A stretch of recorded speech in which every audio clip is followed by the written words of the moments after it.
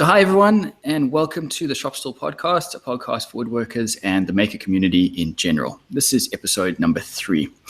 My name is Robin Lewis from robinlewismakes.com. I'm joined by Joey Chalk from King Post Timberworks and Jordan Crawford from Periodic Furniture Studio. We live stream the recording every Thursday evening at 6 p.m. Australian Eastern Standard Time or UTC plus 10, or you can watch it or listen to it later on YouTube or SoundCloud. I want to say hello to everyone in the chat. We'll get your comments as much as possible as we go, and feel free to chat amongst yourselves. The idea being that this is also a place for people to meet once a week. So before we get into this week's episode, which is going to be a doozy, let's do a rundown of what everyone's working on. So Joey, do you want to hit us off? Yes, what am I working on? Okay, so after all that talk last week about outdoor furniture and the fun and joy of it, I've managed to get myself a commission for this giant outdoor lounge suite. So I'm making 2 3-seater sofas, a single-seater, 2 planter boxes, and 2 coffee tables. And it's all out of 65mm Iroko, which I went and picked up this morning, started milling it up this afternoon. Nice. So yeah, that's I'm not actually sure how much I'm going to be able to get done before Christmas, but Do you get the cushions and stuff made externally, or are you doing that yourself? No, I've got a upholsterer 2 doors up, and so I've got them on to ordering the materials for that. They reckon they'll get me the cushions the day before Christmas, so these people have at least somewhere to sit, hopefully, for Christmas Day. I am working on, you guys might have seen on my Instagram, I had some large pieces of totara, and I'm making a dining table out of it, or a tabletop. Client has a big steel table base. I wondered what the base was going to be. Yeah, but the timber is just moving all over the place. It's really terrible, and I'm really having trouble flattening it out. I got to the point where I called the client and said, we got to change what we're doing. You know, we need to put breadboard ends on this thing. We need to put some extra supports. And he's like, no, I just want a flat piece of wood. So I said, okay, we'll try and screw it down to your steel frame, and that should pull out some of the flat bowing issues. But who knows what's going to happen over time, as this thing is going to keep, it moved on me 10mm over the course of a day. So sure, damn. Yeah, I'm having trouble with that. So that's fun. I've got a couple of other deliveries to make this week, but yeah, that's about it. Cool. Yep. Jordan, what have you been working on? So this week's been a little bit, it's a continuation of last week. So the outdoor table, which I talked about last week, was finalized and delivered on Monday, which actually turned out really nice. I was surprised. It was quite a budget thing, so I was just using what I had, and I was really happy with it. And so was the client. Can I just butt in there? Yeah. I wanted to ask, how did you treat the miters? It wasn't until I saw the pictures of it. I would ask that, yeah, as well. Did you epoxy them and domino them, or? There is a video coming, Okay. but so it's long floating tenons. Yeah. And it's epoxied, so it's cool. double up of that. Yep. But because of the way it's flat, so actually what sits on the base, so it shouldn't. Oh well, fingers crossed. Yep. We'll find out. Cool. On top of that, it's been a real pig of a job. Something that the client just is taking me for a ride on, and it's a big countertop for a cafe. 3.6 meters long, and it was built for a steel frame. And when I get there this morning after an injury, we also need to cut a notch out of it for the plumbing. We need to also recess in for a glass washer, and I've quoted for a countertop, not install. So you're just delivering. I'm just so it's like, well, I've got a few tools. I cut the notch out, and then so I've got to go back tomorrow. Try and find someone that can come and help me, because I can't hold a router at the moment. I've got to cut this big recess. There's actually a through hole for a glass washer and secure it, and then there's going to be go back again once it's finished installed to do trim, because his base wasn't square, so it's a real pig of a job, and Sounds I'm really pretty standard for a shop fit outs there. yeah. It's just when you ask them what's involved, Yeah. and they do it when you get there is a little bit annoying. But it's still at the end of the day, happy client, quick payment. So I'm not going to complain about the actual client, just not knowing what was in store. Yeah. Is that quite a common thing to sorry, I'm not sure if that's what you were meaning, Joey. Is that quite a common thing to happen with those type of fit outs? In my experience, any commercial shop fit out, they a lot of the times they'll just tell you half of what needs to happen, or they'll tell you what you need to know to make your part of the job, say the cabinetry. And then when you get there, they'll be like, oh, and by the way, you're going to have to alter this wall, level up the floor, cut a hole through this, and somehow wang a little to get it together. And we're opening tomorrow morning, so we get it done, guys.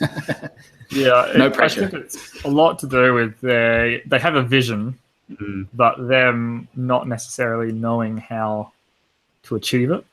And they don't understand that it's not just a simple thing of cutting a hole. Like, this is a square inset. The corners have to be perfect. And the only way to cut that after you've glued up a tabletop is to actually route it out and then square up the corners. It's just, they don't realize how much work goes into it.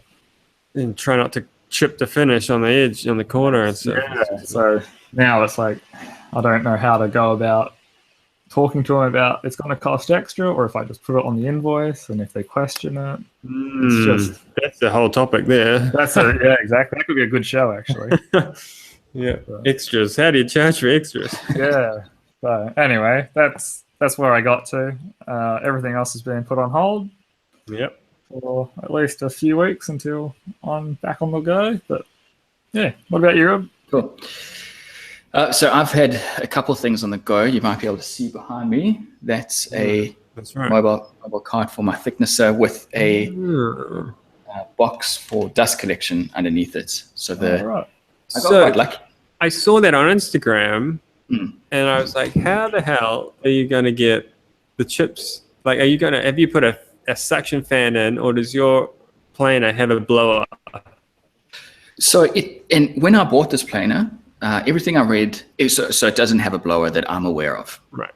But everything that I read from people said that it doesn't spit the chips out fast enough. So it made sense. No blower doesn't do it. But every time I've used it, I've looked at this thing and thought, I mean, this it's aggressive with the way the chips come out of it. Maybe it does. Right. And it was only then when I bought that bit of hose and plugged it in, because I was trying something. I wanted to try and plug that hose into my little shop vac. It was only when I put that clear hose on that I saw how fast the stuff was coming out. And I was like, you know what, this must have. Yeah. Because it just blasts them out. Unfortunately, the shop vac can't keep up with it.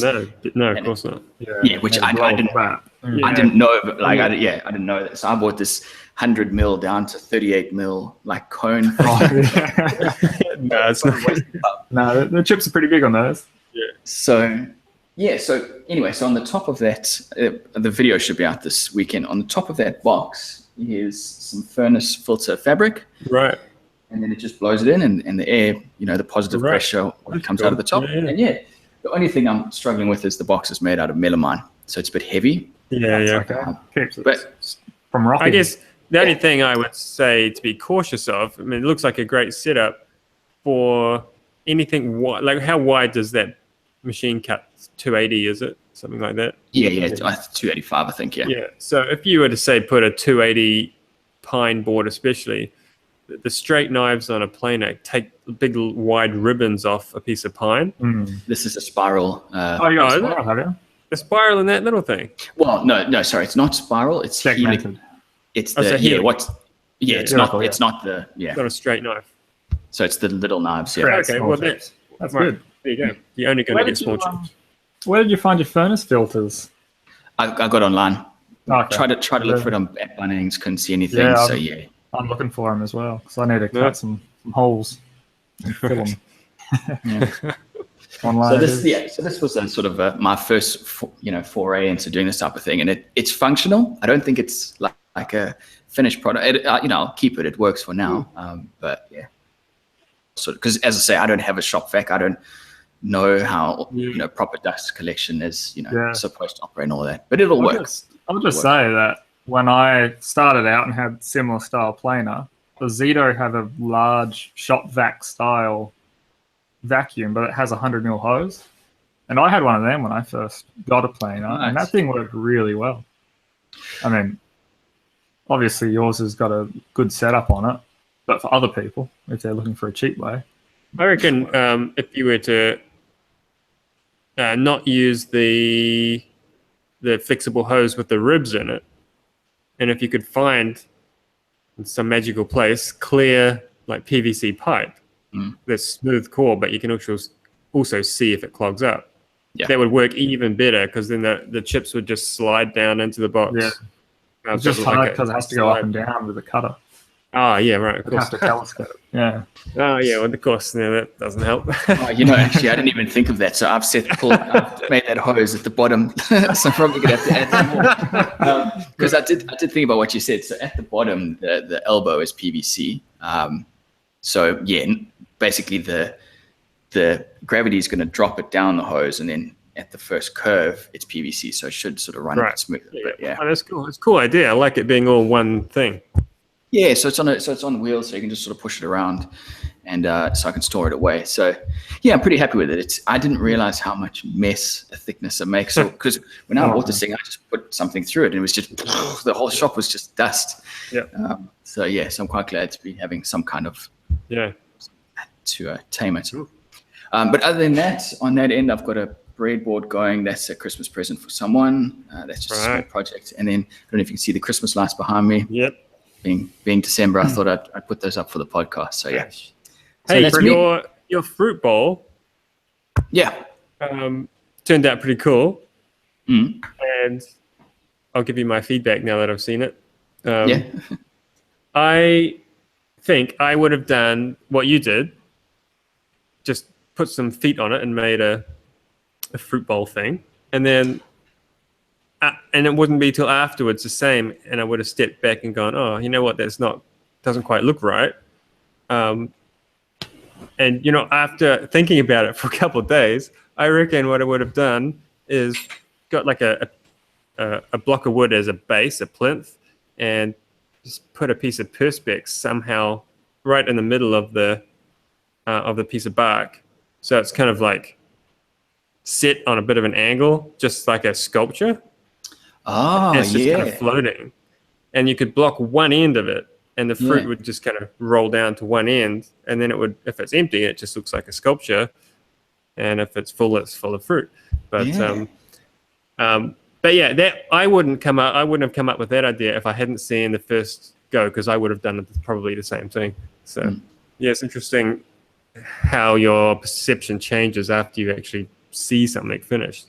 And that's why I said in the video it was. I don't want to use the word frustrating, because I guess it's the process, but that's what I saw in my head. I wanted the big chunky legs on the side being very square and angular as you've got the natural piece in the middle, which is suspended by the highly milled timber. So that was my idea. But I don't know. It was just. I really liked it how it turned out, but the thing I would envision, which would complement it quite nice, is little brass feet. Oh yeah, like raised stuff. Just a little bit of extra detail to it. Yeah, a few people said that. Yeah, it needed feet, not just the flat. Things. But I quite liked it. Well, it's held up. I've left it outside for about a week now, and I'm just waiting for that bark just to crack like that. I don't think it will, But the idea with the dowels is hopefully it shouldn't. It's going to keep it together. So we'll see. Anyway, my fruit bowl is not the most interesting thing we're going to be talking about tonight. That's it. That's the show. Thanks for watching. So just to introduce what we're going to talk about, we had a whole plan that we were going to talk about tonight. We might still get to that plan, but Jordan was a bit of a rock star last night and decided he wants to steal the show and talk about something.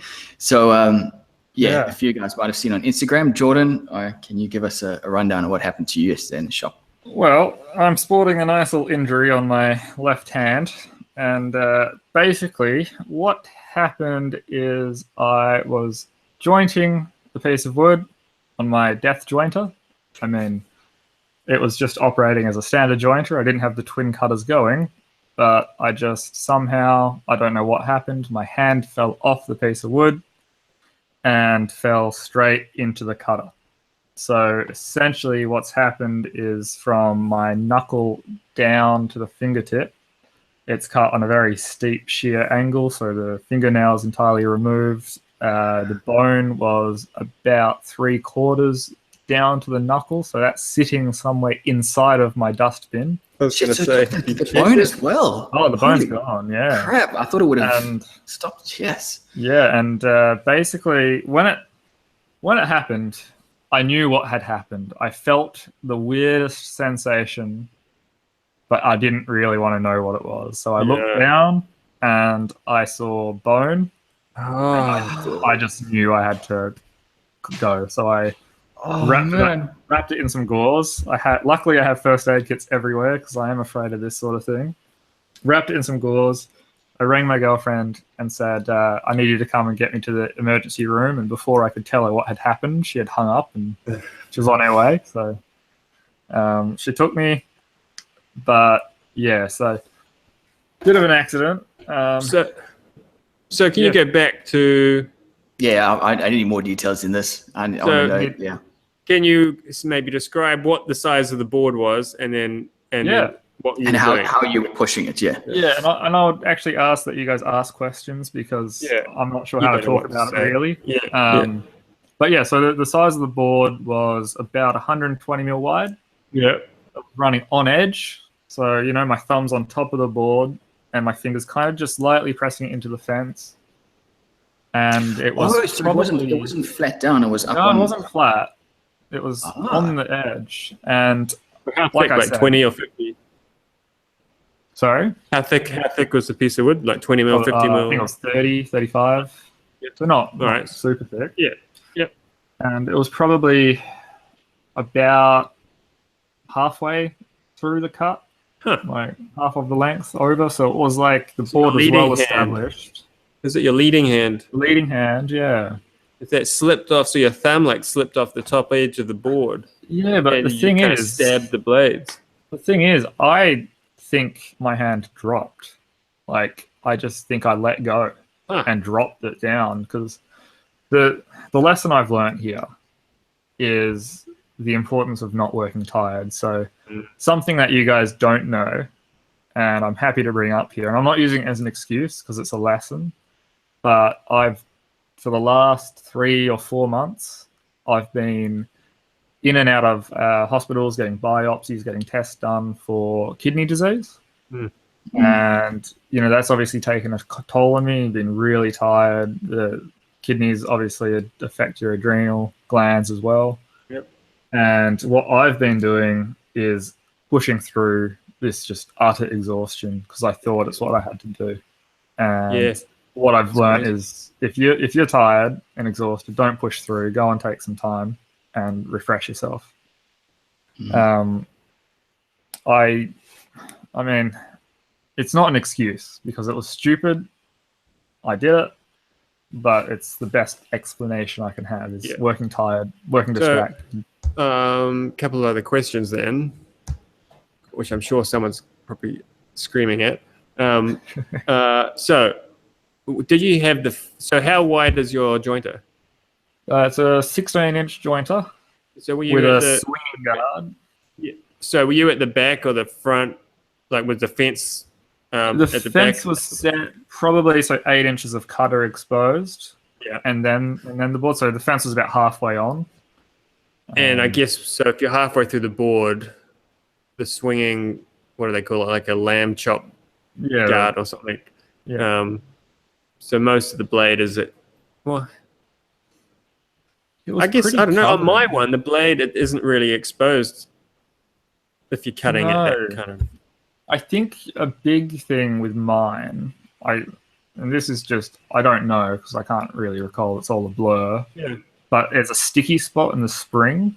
Right. So if it gets to this one point, it kind of sticks open. Right. It's fine if you go past it or close, but if you don't get it past that one point, it kind of sticks open a little bit. Huh. And I'm guessing anyway that that's where it fell. It was into the blade. Or the other thing is when my hand fell, I actually pushed the cutter forward because I've got this impact injury on my index finger. Right. Like the tip is injured, Huh. and we don't really know why. Because there's no cuts, there's there's only bruising. So whether it's only a 2-knife cutter head, so it may have hit the non-cutting section of the whatever you call it, cutter block. Mm. But Yeah, that's why I'm wondering if it went straight through and hit the block, and you got like hammered on the end of your finger. because it was the top that hit, Yeah. like Then- not the fingertip, but I was also just thinking maybe the way your hand dropped, sometimes with those lamb chop guards, there's a little triangle of blade exposed because of the shape of the guard and the shape of your timber. yeah, And I guess it could be possible that just that finger just got went through that. just through that triangle, and the other finger's kind of smushed up onto the guard. But That's Yeah. what I thought. The impact what you were going to say is that the board, either the board coming back or that guard squeezing it into the fence. That would have. Yeah, I mean that actually could be it. Is that if this finger hit, it pushed it back and just slammed it into the The guard did what it's supposed to do and stop yeah. kick back, and unfortunately it was. Just- Now, when I'm edge jointing, yeah. I sort of ride my hand along the fence, and my thumbs are what are pushing into the fence. So that's it.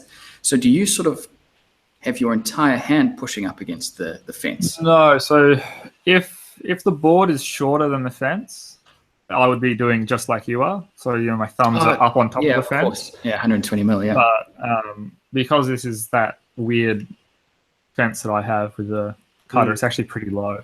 So it's probably only 100 mil high, if that. It's probably 80 mil high actually. So the fence itself is not super duper. And is there, where the cutter is, the secondary cutter on your jointer? Yeah. There obviously is a void in the fence. Yeah. Do you think that has anything to do with the way you're pushing work through? It does, because the obvious. So it's basically another jointer just on its side. So you got the infeed and the outfeed, and the infeed side of the fence is set slightly behind the outfeed. Yeah, of course. So if I'm using the jointer as a traditional jointer like I was in that case, I've only got 3 inches, not even, probably 50 mil, of the second fence, so the outfeed fence, to press up on to establish the cut. So the first little bit we're going through, So really at the front edge of the board, which you really kind of only want to be using it as a double. Just you really for do. that sake. Yeah. So a little introduction to what I was doing, I guess, is in order, which is for this countertop I mentioned earlier. The client rang me saying that the wall, which isn't a wall, may I say, it's a podium, it's a stud, isn't as deep as he thought it was, and I need an infill, and delivery was today. Right. So I'm like, a few swear words going through my head because I'm ready to just call this project done and another thing gets added. And I'm jointing this board. I joint one edge and I go to glue it up and I see there's a nail hole on that edge. So I joint the other side of the board just so I can get this glue up done and get back to working on what I was. And it was that second round of jointing that same board which I did it on. So also a bit rushed, I guess. Yeah. So we got a question from Colin in the chat. He wants to know how long, like what did the doc say? How long are you going to be out? Well, here's the thing. I haven't actually spoken to the surgeon after my operation, so I got into plastics really late. So I haven't had, they obviously had gone by the time I was out of my, woken up. But I find out on the 13th exactly. But I think from what the nurses were saying, there should be 4 weeks before I'm kind of out of the wrap. But there might be some therapy. I don't know how bad the nerve damage is. There is nerve damage because it comes all the way down to my elbow. Jeez. So we don't know how bad that's going to be just yet. So it's a bit unknown at this stage. It's not been long enough to find out. Because also you have removed, quite, a third of the tip of your finger. Yeah. So I guess they will have to close it up like an amputation. Yeah. So point. Before I went under, the surgeon came out and got consent and talked to me about what he has to do. And at this stage, because I was a rush-in, he had only seen X-rays, not inspected the finger. So he said, best case scenario, we'll have to grind back the small amount of bone that's left from the top part of my finger, and we'll be able to wrap the skin around and bring it on. But what was more likely is that he'll basically amputate to the knuckle, right, and bring the skin over, because if the skin that was there was intact, he should be fine. But he didn't know. And you don't know what's there. And this is what I'm calling my Christmas present. Yeah. I find out. I want to know what's in there, but I find out on the 13th. Oh man. Oh, man. It was funny. So I was talking about that bin earlier being a bit heavier than I'd anticipated. I had it up on my wheelie bin today to try and unload some of the stuff, and as I sort of put it down, not really realizing that my finger was right underneath it on this tiny lip, and I just crushed the crap out of my finger. It's gone black now. Oh, blah, blah, swearing, blah, blah. And the first thing that came into my mind was your finger, George, because it's the middle as well. And I kind of went, well, it's not that bad. I should probably be a little bit cooler about all of this, because it's just my nail's a bit sore. That's it. Yeah. Well, I feel pretty stupid. I'm not exactly proud. Well, yeah, these things are never fun. No. So, right. Sorry. I just have one more question, and this is I love asking this, but I'm always very curious to ask this to people who have these sort of horrific injuries. Was it painful in the moment, or is it pain not on your mind in that moment? Okay, so painful is no, because it felt more like an impact. It felt like I was hit really hard and really fast, and it didn't have time to kind of register as pain. But when I finally took the courage to look down, then it was painful. It wasn't until I looked at it, and obviously my brain registered what had happened. It was bad, and I wrapped it up. I ran out the front of the shop and got my neighbor, because I don't do blood. Blood and me don't mix. Yeah. And he was more concerned than I was, I think. But just pacing back and forth until my lift got there, just trying to ignore it, because it was painful, but I was also in shock. So the pain was a different sort of pain. Sort of at the back, yeah. Yeah, so this evening, just before when I emailed you guys, I emailed saying, I'm not sure how I'm going to go, because the anesthetic's just wearing off.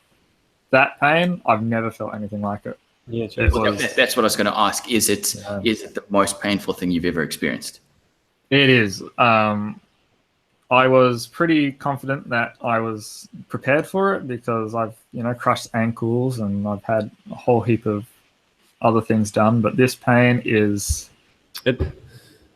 it's weird, and I think there's also pain, huh? Yeah, I can't even explain it, but I've got these pain meds, oxycodone, and it was 40 minutes of me just in a state waiting for this to kick in, and now I'm finally feeling like there's a throb there, but the pain. Just keep on top of that. I hate when you let it lapse. I've got reminders in my phone for the first 2 days. I am not going without it, and then we'll see how we go with just Panadol. Does the workshop still need cleaned up? Yeah. What does the jointer look like? Well, I popped in there this morning to get the countertop. Luckily, I managed to convince my dad, of all people, to take the day off work and help me out. And I had a quick look around, and he went in last night, because I just pulled the door behind me. Everything was still on. Music was blaring. Right. And he did a bit of a clean up for me. Right. Oh, I do have a fair bit of blood in the kitchen because that was my closest first aid. Yeah. So we've got a question, and I think this is a pretty relevant question here from Colin. Do you have workers' insurance while you're off? Being happens? self-employed, there's a really weird zone where workers' comp is what this injury would be considered as, but because I'm self-employed and it's my business, most insurers have a hard time,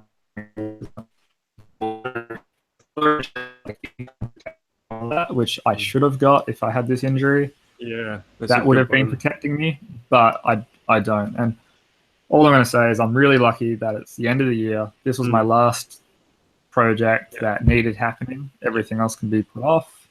So, yeah, really fortunate. And Adrian has a question saying, so are you keeping the jointer or is it for sale? It's actually really funny because on Gumtree at the moment, there's the similar size. I think it's slightly smaller. I think it's 15-inch, not 16-inch jointer, which I saw, and it's a really good one. It's a modern, it's parallelogram. It's not like what I've got there. And it's got a better fence and stuff.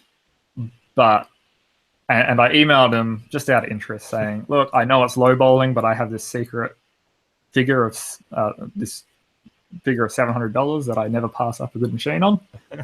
I don't expect you to say yes, but the offer's there.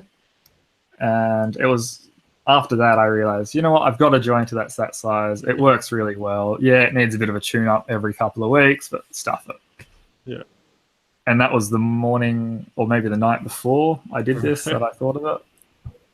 Am I keeping it still? Yeah, I'm not changing jointers. But what I am doing is I'm going to invest that $700, which that would have been, into safety equipment that I don't have, which will help me stop doing stupid things like positioning my body in weird ways for doing tasks that really need two people. So, get a heap of feather boards and rollers. Hopefully find a power feeder so I can actually put that on that machine because it's got the post there. It just hasn't got the unit. And do that. I mean, it's an eye-opener because I am working there myself. And if I'm not there, it's too hard. A slightly oddball question, but I'm just thinking about it. I think I would have a problem. So my first aid kit, I have one. It's displayed but it's in a cupboard. Right. And I would need to open the door, pull out and it's an overhead hinged unit because I had some hinges from a job. So open the lid up, pull out the thing, open the plastic container, get out my whatever I need. Did you have a similar issue when you were like, okay, I've got first aid kits, but actually not super easy to get at? My issue, which is lucky that I raided my first aid kit for gloves the day before because I ran out of my actual nitroglycerin gloves. So it was still open, but my issue, if I did have one, was getting the zip open on my first aid kits because they're a zipped bag. Right. And I was obviously one-handed and operating a zip. Well, that's why I was also just thinking, like, okay, even if I get into my first aid kit, it's like a fishing tackle box. Yeah. Which I actually put my own one together because I don't like those bags. But even then, you get to the gauze and it's wrapped in a little bag. And when you're by yourself, you go tear it open or something, you get blood all over your face or whatever at the same time. So just that alone, like, it seems like there should be a better way for like a trauma kit where you can just reach into something and grab some. Yeah, I didn't even think about that. Yeah. I keep saying I'm incredibly lucky that this is how it worked. And I'm even incredibly lucky in the circumstances that I had it still open and stuff. Otherwise, it would have been a lot harder. Yeah, that's crazy. How much were you taking off the board at a time? Well, in that. I don't really ever adjust how much I'm removing, so I'd hazard a guess that it's about 1.5 mil max. Okay, so do you finish on the? I mean, would you consider it a finished part on the jointer? It depends how well the knives are set, because it's only a 2-knife cutter head. Okay, yeah. It's a bit less quality than a 3 cutter. But yeah, I mean, I've got it tuned pretty damn well that I'm happy to use that as a glue joint. Just out of interest, so 'cause I've got a 4-cutter straight knife jointer, Yeah. but it seems to run fairly slowly, and so you get the Still you know, get the, the wave to you it. get the waves in it, and so I find that I've got to go particularly slowly to get a nice smooth joint, which is fine, but it just is, I'm standing there for twice as long as I think I should be. So do you think your plane is with the 2-blade is running fast? I or- know that it runs at 6,100 RPM because I had a tack on it because I'm Okay. looking at getting a helical cutter head for it, Right. and that's the speed they require is 6,000. Okay. Alright. Yeah, mine's not that fast at all, I'm sure. Yeah. So I might have to gear mine up, I think. But yeah, I mean, as the other thing, just to go back to my setting that Rob asked of 1.5 mil, mine being such an old jointer, the actual beds don't close in as tight as they could to the cutter head. Right. So there's actually quite a big pinch area in there. It's not as bad as the old square cutters, obviously. Yeah. Remove your entire arm, Yeah. but because of it just being so old, I don't think they really had the casting down as good as it could have been or whatever. So there's probably, I'd say, a 5 mil pinch gap in there. Oh, yeah. Yeah, mine's probably 2 mil, I think. Yeah, so still enough. Yeah. Oh, that's a big question. Looking at the first aid question, I still don't have one in the shop. I've just got a fire extinguisher, which is probably not That as will help with important. amputation. Yeah, at least if there's a fire, you can get out of the building. But yeah, I need to get myself a first aid kit. Even like I've just got a few of the roadside ones, the roadside trauma kits. Yeah. It's got gauze, it's got all the band-aids and washers and gloves and all that. And that's pretty good. I guess the only things it's missing would be the safety scissors for removing clothing, and it's probably could do with tweezers and eye wash station. That would be the only things that I would add to it. Yeah, eye wash. Yeah, my plan's always been just to put my head under the tap because I can't do that. But it's probably not ideal. Yeah, I mean, I've only ever had a few things in my eye, and every single time I've had something in my eye, it's while wearing safety glasses. Yeah, I've had similar things. Like I had a shard of metal off a grind wheel in my eye, and I was wearing goggles, but it had the little vents in the bottom. Yeah. Anti-fog up, and that's where the metal went up and got into my eye. Yeah, so my ideas coming through here for first aid kits. Yeah. I like the pull-out drawer that dumps the stuff out underneath it. I guess in that case, you could just have a wide drawer, like a tray that pulls out, and everything's just spread out. So you just need one finger at minimum to hook the drawer open. And everything's just laid out on like a tray. And, well, that's why when you were talking, Joey, about your first aid kit, I could just imagine myself just taking the thing and just throwing it against a wall and just everything comes out because they're in the panic. I'm always I really like having everything in a nice little kit, and I've got one of everything I need, and it's all tidy. But actually getting into it when you're bloodied and sore is probably never going to happen. Yeah. So. Okay. Well, it's very, very, very happy that you're all good, George. Yeah. Man, and I'm really happy that you were keen to talk about it because I think we all need to keep hearing this from time to time. I think before a lot of the guys in the chat got on. Before we started, I was just saying to George how when I first got my jointer, it was secondhand. I'd never used a jointer before, so there was no real warning. And I just got on and started pushing stuff through until someone said to me, aren't you going to use a push block or something? And it had just never dawned on me that a jointer could be a dangerous thing. And I guess you could get into real trouble like that. I mean, I know there's a lot of people who say you don't need a push block, but for someone who's never used it before, no one's ever shown me how to use it. All I've got is YouTube. Yeah. That's how you get into trouble. I'm quite afraid of releasing my video this week because it shows me using the jointer with no push blocks, Right. which is before this injury. This was like a fortnight ago that I recorded it. So my jointer came with a couple of push blocks, and I was like, Little sweet. orange things. Yeah, I was like, sweet. I'll try Jesus. these. They were more dangerous than Yeah. I've ever, and they're straight in the bin. Yeah. If I'm using large stock, I won't use a block. As soon as I get down, if I'm trying to plane anything kind of 30 mil and under on its flat, I use my plywood push stick. Yeah. And then my hand's kind of 200 mil away from the. I think I'll Right. continue to use my hands more than I would use blocks on the jointer because it feels more controlled. It feels safer to me, but I'll be more cautious about the thin stuff, like you say. Well, that's what the argument is that, you know, people reach for their push block unnecessarily and you lose so much control. It was just this week that I was reading an article. Someone had taken a photo of it out of a magazine about a jointer, and it's a picture of a guy with gloves pushing, you know, and then he's hitting the glove thing as well, which I don't know enough about, but I've heard that that's also. But and in the article, he was saying, you know, I've been using a jointer for 20 years. I have never had a board kick back on me. So why is there this big fear about it? Personally, I don't know.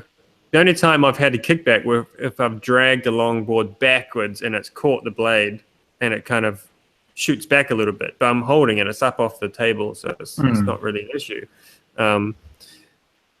One time I would say where you can't use a push block on a jointer is if you have rough stock that you've jointed the flat face and you go to joint the edge and the edge is way off square.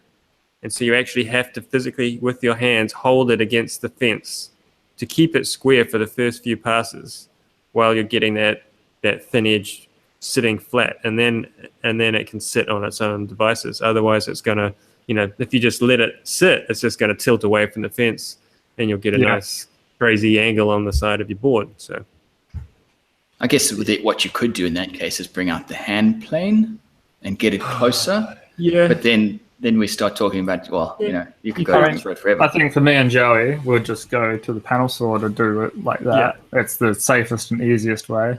Yeah. But Since I've got that panel saw, I've only run my jointer today for the first time since I bought the panel saw. Yeah, I'm the same. The only reason I was jointing an edge on the jointer was because where I have the countertop assembled was blocking my sliding table, so I couldn't use it.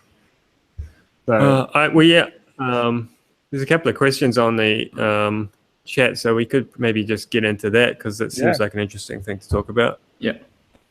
From Leroy, what is a project or technique that will really stretch your current skill sets? Go, Robin. A project that will test my current skill sets. So there's one, and George, you've done this in a video before. I want to do a coffee table, but with a sort of angled loose tenon join. yeah. And I can't remember, it was a while ago you did a low slung coffee table, and I keep meaning to go back and have a look at it, but you've done the join at 90 degrees and then cut away the material to create, because I don't have the, you know, a good amount of tools to do that angled loose tenon, but you created that join 90 degrees and then cut away to create the angle. Are you talking the curved? So I cut it and then I cut the curved profile? I'm pretty sure it was an angle. A different project I'm thinking of. Pretty sure it's angle. Well, anyway, that's a project that I've got the top, and I want to, you know, get going on it. But it's about creating that sort of just a square frame and then 4 angled legs coming out, you know, like that. I've never done an angled. I guess the other way you could do it is with where the mortise and tenon. No, a bridle joint. Sorry, where you create the angled bridle joint. I've never done that before. That's going to be that's sort of a skill that I don't have yet. The thing I'll tell you is it's more daunting than it actually is to think about it's actually not as difficult as it looks. So right, okay. definitely should attempt it on test scrap, but it's not as bad as you think. Because I remember doing that sort of stuff for the first time, thinking, oh, this is going to be hard. And it goes together, and you think, oh, it's actually not that bad. Yeah. Well, as you say, it's just about doing it, and it's not something difficult. I mean, you guys have probably done it a million times before, but it's about that, that first step to just give it a go. Yeah. Yes, I'd say that's mine. Joey, I'll pass it back. Okay, hang on, just let me do one last letter. Bam. Okay, so I've been designing. So this weekend coming, I'm moving into the new house finally. So yay for me, I'll be moving furniture while I'm meant to be building it at the same time. I've been designing, since we started building the house, I've been designing my dining table and chairs, and came up with a really great idea, and we were like, yes, that's the one. And then that changed, and we changed the design, and we said, right, yep, that's the one. And then that changed, and now we finally have a design which I'm going to make, and that is going to push me. So should I talk about it? Why not? It is a hexagon tabletop, and it's going to be veneered to look like a Louis cube, so that looks like a three-dimensional cube on the top. So one really large three-dimensional cube sitting on a veneered hexagonal pedestal that then goes down into a large hexagonal base as well to hold everything. So there's three elements, and they've all got crazy angles and joinery, which is all completely hidden, but it has to be super strong and also removable, because the top is 1500 across, so it needs to come off the base. So I'm dealing with issues about what do I make the top from, what substrate, how am I actually going to join the substrates while lining up veneers, because the only way I can see it at the moment is to glue up the table top upside down so I can screw my bits of plywood together, because I'm going to have to use plywood as the substrate. But then do I veneer it afterwards? I don't know how I will press that. So if I press the veneers onto my three pieces of like cube first, then I've got to try and line that up perfectly upside down when I can't see it, when I'm screwing my two bits of ply together. Sounds very complicated, and it is. So yeah, very complicated for me. I'm not sure that I think it is pushing my skill set. I've done all the elements of it before, but not in one job, I think. So yeah. Now, with these types of complicated builds like this, do you plan it all out and then get stuck into it? Because obviously this is, as you're saying, it's a fairly complicated one. Whereas if it was simple, you might just sort of gung-ho and off you go. But with this, do you plan on every single step and then get into it? Or do you do 50% or 25%? Or?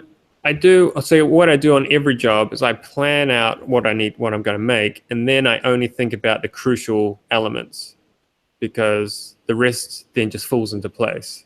So if it's something with angled joinery, I'm going to focus on the angled joinery, and then after that, everything's relative to that angled joinery, and I would have learnt the angles I need to cut and all that kind of stuff. So in this case, I know how to make it. I think the problem is, what order do I make it in? And if I follow a given order of operations, is that going to run me into trouble on the next step, say lining up veneers or trying to press veneers and stuff like that? So yeah, I'm still undecided how that's going to work. I have sketched it up on SketchUp, Ian. I could make a scale model. I've got enough offcuts of veneer too. That would be an interesting thing, but I think it would take just as long as a full-size one. So, yeah. Just another question, George, for you, and we will get back to the chat in a second, but I've just thought of something. Yeah. With the jointer, Are you nervous about going back to it? The reason I ask is I had a bit of a scare once with an angle grinder cutting through some steel, and the one of those zip discs, it actually broke, and the thing just took off. Right. And luckily, I was paying attention and doing all the right things, so I wasn't in the way of Avoided disaster. Yeah. Yeah.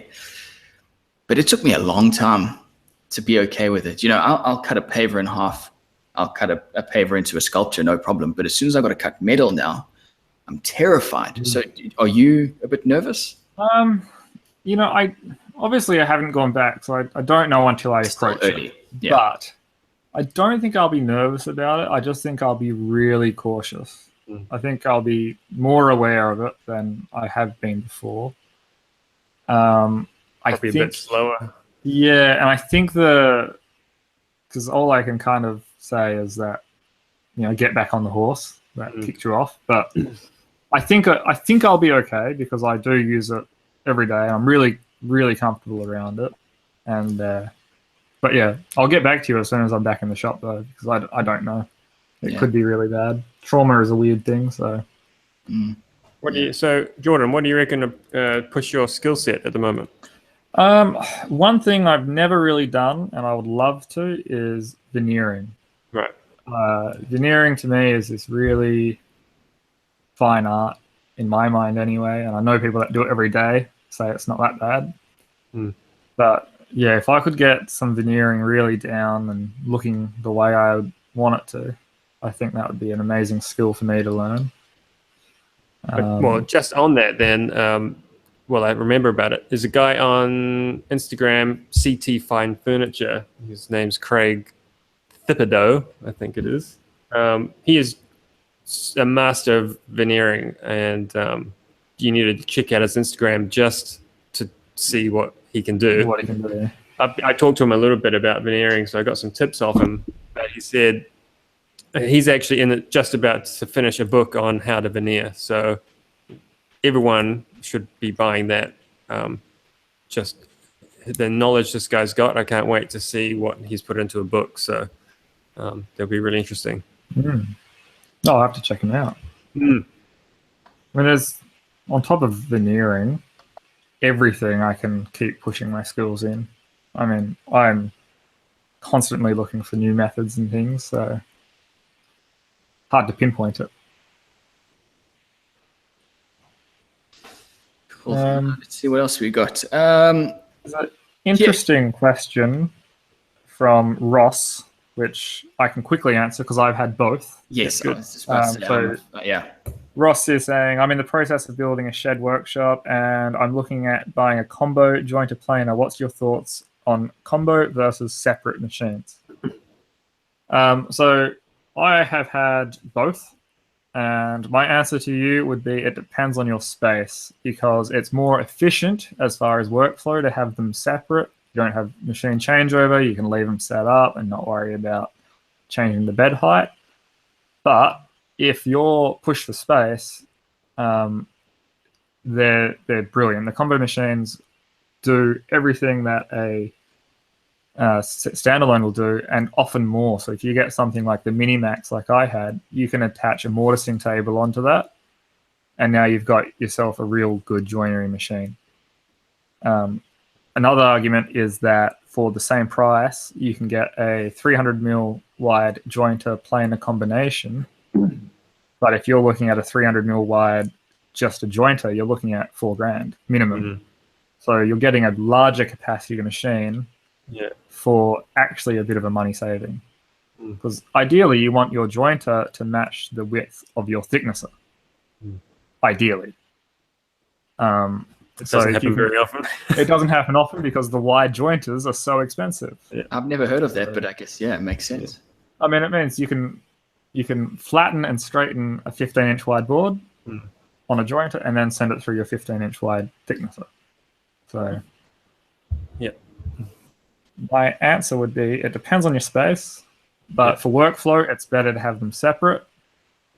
But it's not the end of the world. It just adds a few minutes. And if you're doing it as a hobby, time isn't really that much of an issue for most people. It's just when you're, on deadlines.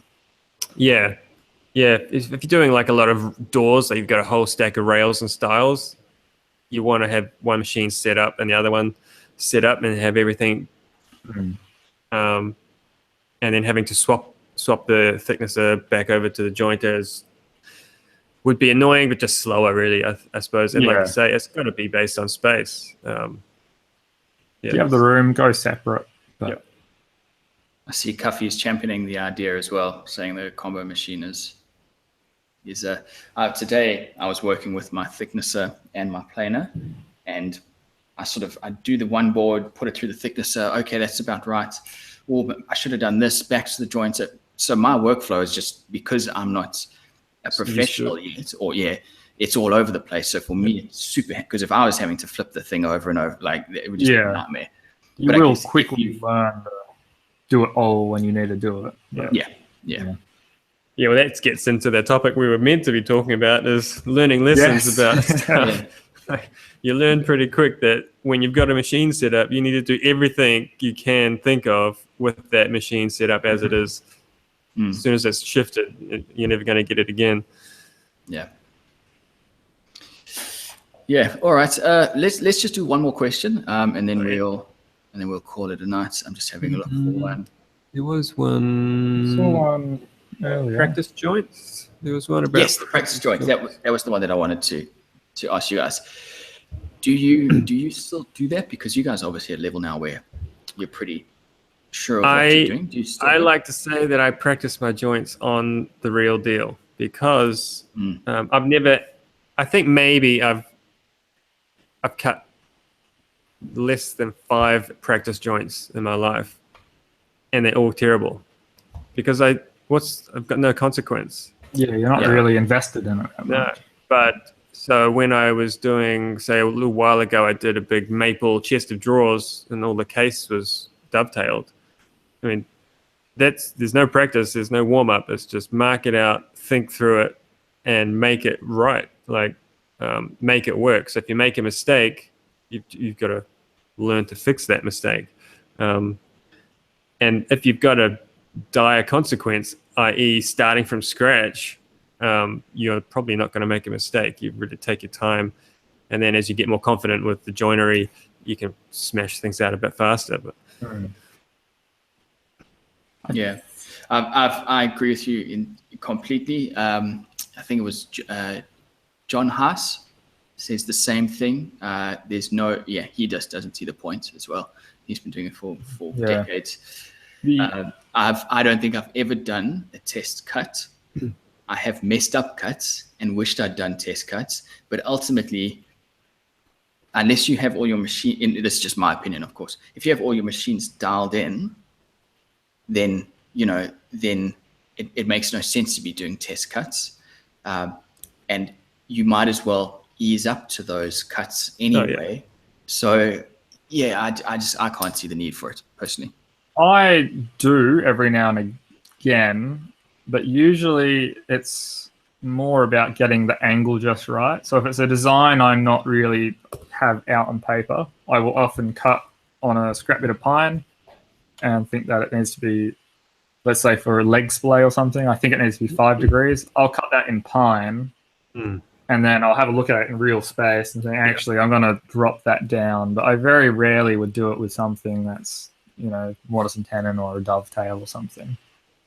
The only time I always am doing it at the moment is I've got a new machine, which is the slot mortiser, right? And I'm just getting used to that. So until I'm feeling comfortable on that machine, I will continue to do test cuts and test fit-ups. But once I have that confidence in the machine and my setup, I won't be doing it. Someone just commented mentioning Dorian's channel, which I mentioned, I think, last week or the week before, Dorian Bracht, who does a lot of Japanese joinery in his videos. And absolutely, if I was going to attempt one of those joints for a job, I would have to run through it, not so much to practice the cutting, but to get my head around the geometry of what I'm actually cutting. Some of those joints are so complicated that you really need to actually make one to understand what is happening with 2 or 3 pieces of timber. I think most people can visualize a dovetail in their head, and so you don't necessarily have to practice it to understand the geometry. Yeah.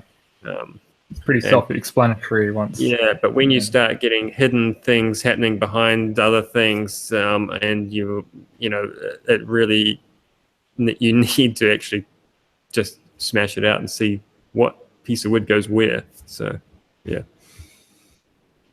Cool. All right. Well, let's leave it there for tonight. Before everyone runs off, are we going to talk about what we're watching? Do you guys have anything interesting? I'm not prepared for this one today. I've been thrown out. That's all right. Have I got... I can look at my history, though. I'm sure there's something. Well, while you're doing that, I saw a video by the guy by his channel's name. I don't know if it's his actual name, but it's Olari. He made a... he's quite well known in the US, well, in that whole maker community over there. He made a knife out of a piece of stone. So with a grinder, he cut out the shape of a knife, brought it up to an edge. Oh yeah, I did see that. Yeah. He said it wasn't sharp enough to cut really well, but it was pretty sharp, and it was just out of one block of stone. And I thought it was just such a cool idea with an angle grinder. It was a really cool idea. I will say I haven't had bugger all time to watch anything this week, but I will go back and say go and check out Craig Thibodeau on Instagram. CT Fine Furniture is the handle, I believe. Go give him a subscribe. He's got plenty of subscribers, but man, just take one squiz over what he can do and you'll be hooked. It's crazy. Yeah. Thibodeau. It's a very interesting name. I think I'm going to let the team down this week because everyone I've been watching is not actually woodworking. Well, this old Tony though. This old Tony. Yeah, I kind of find I watch a lot of the time watching the woodworking as sort of work, but then I'll watch other stuff. I enjoy Let's Plays, so I'll watch Let's Play. That's like my time off. That's my entertainment. Yeah. Yeah. All right. I've just had no time. I'm sorry. That's good. Sweet. Cool. All right, everyone. Well, thanks to everyone in the chat. It was good to have a lot of the questions and feedback as we go. Obviously, keep it coming. This is an interactive show, so it was the questions that we didn't get to tonight, we will do again next week. Jord, hope you make it in the next couple of days, and that the pain doesn't come back too much. Keep an eye on those meds. Yeah, thank you. It's pretty rough, but we'll be good. We'll be back to the standard sort of episode next week. Yeah. Sweet. All right, so thanks again, everyone. We'll see you next Thursday, same time, same place. Have a very good weekend, and thanks for watching. Cheers, guys. Yep.